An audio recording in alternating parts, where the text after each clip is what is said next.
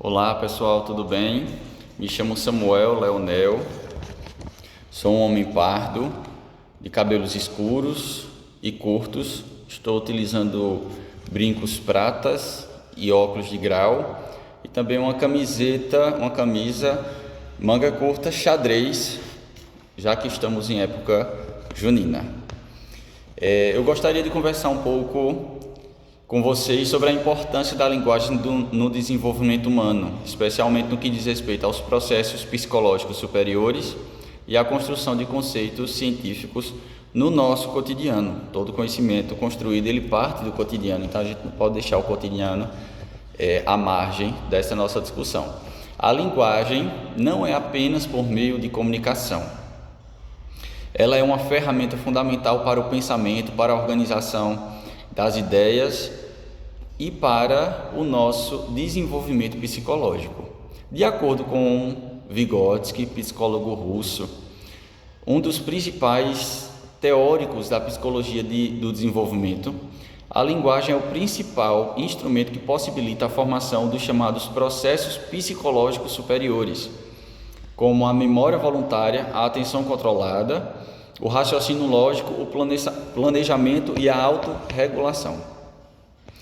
Essas funções não nascem prontas, isto é, elas não são inatas. A gente desenvolve essas funções ao longo da vida. Elas são construídas no dia a dia, um dia após o outro, a cada passo, principalmente na infância, por meio das interações sociais. E é justamente nessas interações que a linguagem cumpre seu papel central. Quando uma criança participa, por exemplo, de uma conversa, ouve uma história, brinca de faz de conta ou tenta explicar algo para alguém, ela está utilizando a linguagem não apenas para se comunicar, mas para pensar junto com o outro. E isso é muito bonito, inclusive. E é nesse momento que ela começa a internalizar as formas mais complexas de sentir e agir.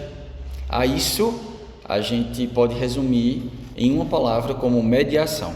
Se a gente pudesse resumir todo o pensamento de Vygotsky, que isso a meu ver seria impossível, mas se a gente pudesse resumir em uma palavra, essa palavra seria mediação. Mediação perpassa por toda essa reflexão de Vygotsky. Mediação entre a vida e as nossas atitudes, mediação entre pais e filhos, entre professores e estudantes, e assim a gente vai se desenvolvendo. Vygotsky chama a atenção para um ponto muito importante: o desenvolvimento cognitivo. Não acontece de forma isolada dentro da cabeça da criança.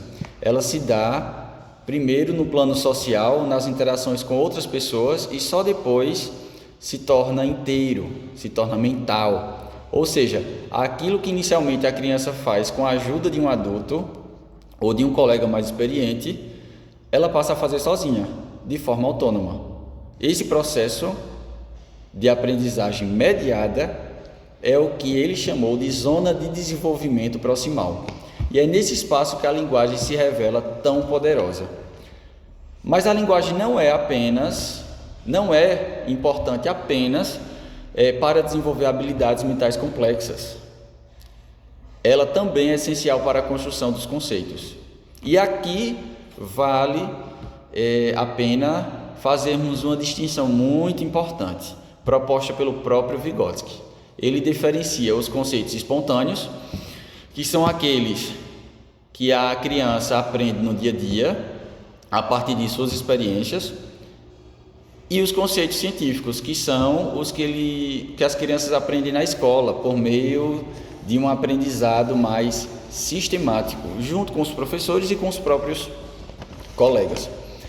Os conceitos espontâneos são importantes porque fazem parte da vida cotidiana, da prática. Elas são ideias que as crianças desenvolvem ao observar o mundo, conversar com a família, brincar, viver. Já os conceitos científicos exigem um esforço maior de abstração.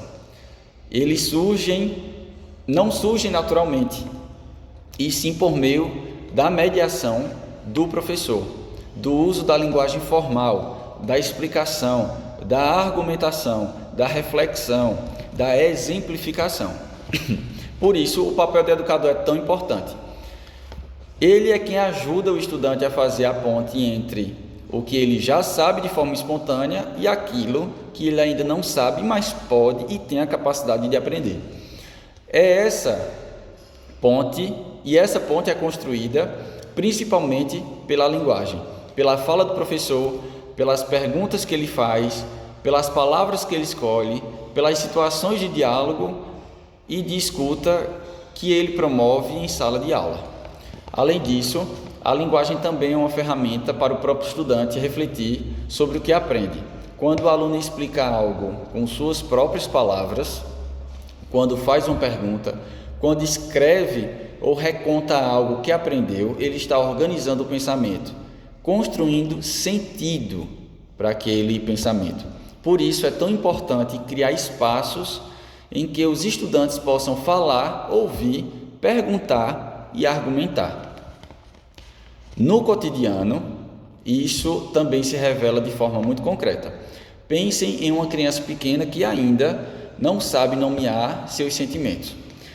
Quando ela aprende a dizer, estou com raiva, estou triste, ela começa a desenvolver autoconsciência e autorregulação social. Ou seja, a linguagem ajuda a criança a lidar com o mundo interno e não apenas com o mundo externo.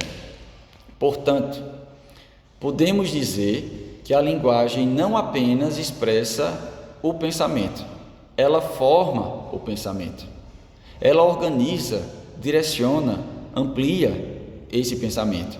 Sem a linguagem não há consciência plena, não há construção de conhecimento, não há reflexão crítica, de forma alguma. Para concluirmos esse raciocínio, é importante lembrar que investir no desenvolvimento da linguagem, seja na escola, em casa ou na comunidade, é investir no desenvolvimento integral do ser humano. Promover situações de diálogo, leitura, escrita, escutativa e expressão oral. É garantir que as crianças e jovens tenham ferramentas para pensar melhor, agir com mais consciência e participar ativamente da sociedade. Esse é, na verdade, o legado reflexivo que Vygotsky nos dá. E a partir daqui, espero ampliar todo esse pensamento para uma prática docente, para uma prática de gestão, uma prática de coordenação pedagógica, seja em sala de aula ou como um todo no ambiente escolar. Muito obrigado pela escuta e até a próxima.